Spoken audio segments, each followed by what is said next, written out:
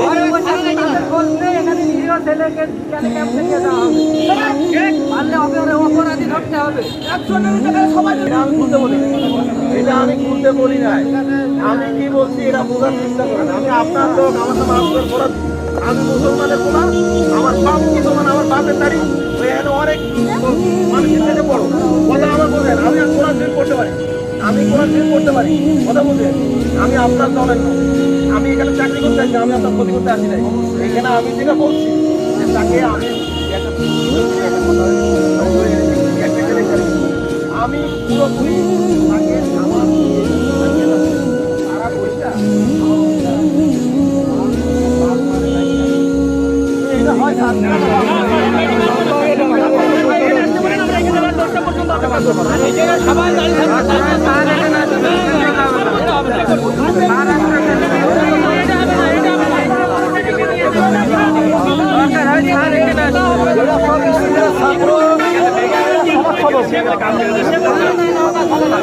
এরা সব থেকে বড় সমাজসেবকেরা এই ছাত্রগুলা।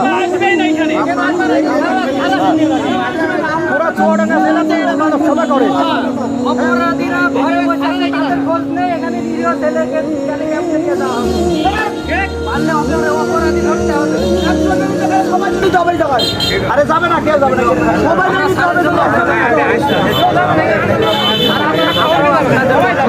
অবশ্যই আপনার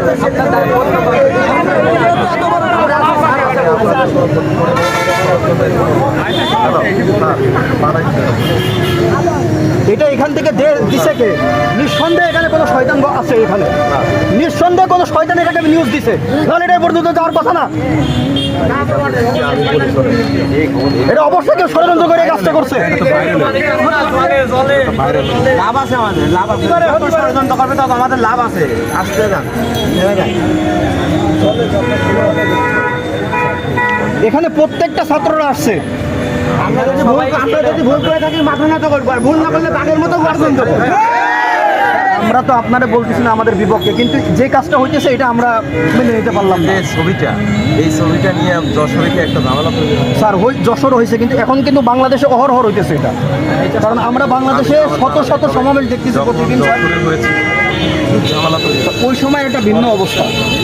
এখন এমন একটা পরিস্থিতিতে আমি পড়ে গেছি। এই ছেলেটা যে নির্দোষ আমি জানি, এখানে সবাই জানি, আমরাও জানি।